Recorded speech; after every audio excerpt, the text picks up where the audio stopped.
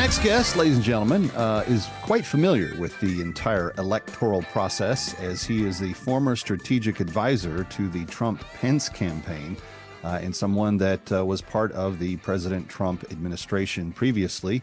He is still fighting for policies now that will help put America first in many different ways.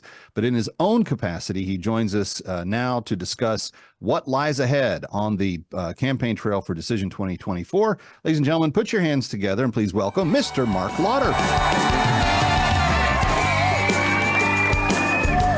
Hello, Mark. Thanks for having me, Kevin. You're normally just with me by way of disembodied voice on the phone. Glad to get you on camera this week.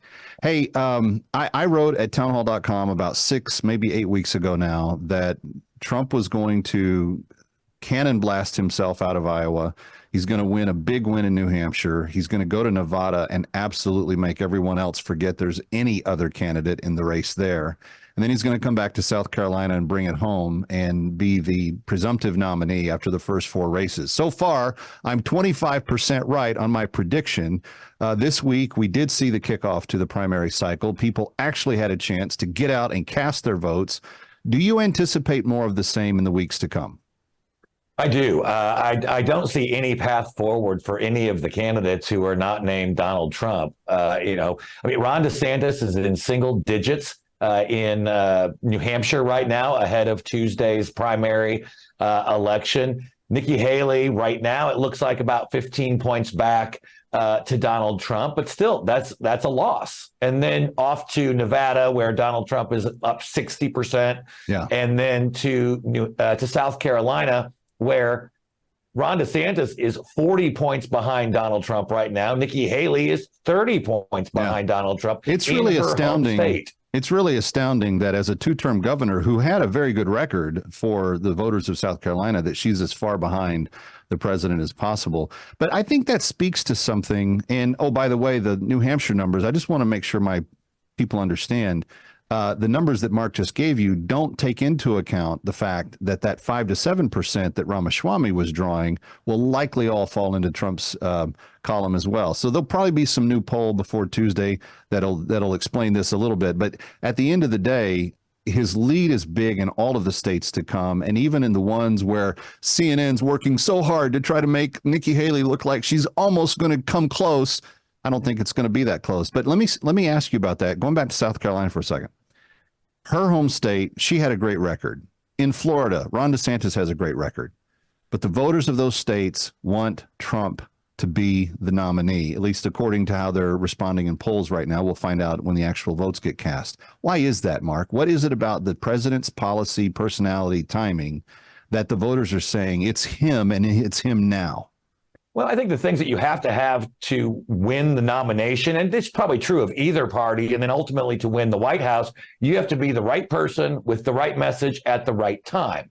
And so, people like Nikki Haley, people like Ron DeSantis as governors, but are you connecting with the right message? And right now, the voters, especially Republican primary voters, want someone who will fight for them, want someone who will go out there, pull no punches, not turn the other cheek when the left and the media, tries to swat you upside the head, and will punch back even harder. And so that's why I think Donald Trump has been able to connect in 2016, in 2020, and now again in 2024. He's that fighter. And I don't think people are really quite done with it. When we get to 28, we'll have to find someone else. But today, they're not done with it. As a strategic communications advisor to both Trump and to the former vice president, you were able to be in rooms with them at times where you saw things that the general public didn't see.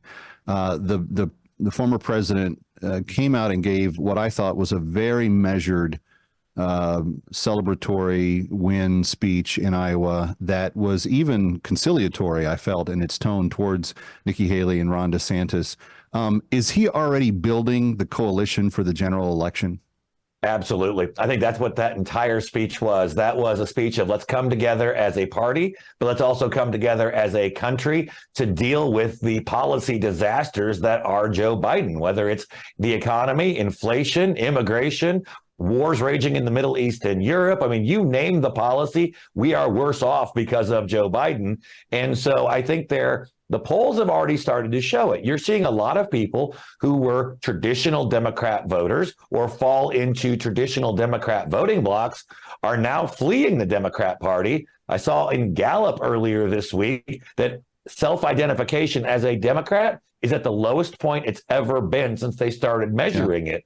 And that's because of Joe Biden. So when Biden's personal approvals are the lowest in 15 years of the presidency. Right. And so when people are starting to look at that, they don't like the results. Many people have buyer's remorse. And if you just want to go out and just run, roughshod over those Democrats, you're going to drive them back into their home base. But if you're welcoming them, if you talk about the policy results, things they already know, they might not remember it as well as maybe some Republicans. But come on board. We don't need you to wear a MAGA hat today. Pull the lever and we'll get you the hat down the road. Well, it's so funny because I just guested on somebody's podcast this last week, Carol Markowitz, who writes for the New York Post. And she was asking me in a largely non-political podcast, she was asking me about the country. And I said, if there was a way to scrap all of the labels off of everything and you were able to just talk about ideas, do you think most Americans would say it's a good idea to let a lot of military-aged young men come across our southern border when we don't know who they are?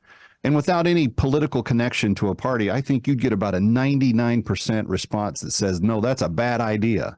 I think if you said to the American people, do you think that when people go to work every day and they're working long hours and sometimes multiple jobs, what amount of money for the government to take from them is the right amount? I bet you're going to get close to zero on most responses, again, without any labels or connections to parties or anything else.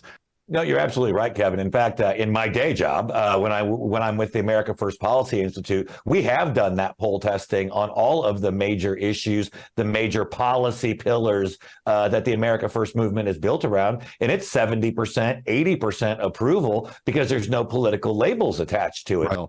It's going to be a fun, exciting race between now and November, Mark. We count on talking to you a lot during that time. Thank you for being with us tonight. Oh, thanks for having me. You got it. Kevin McCullough, we're coming back from Times Square. Don't go away. Ready or not,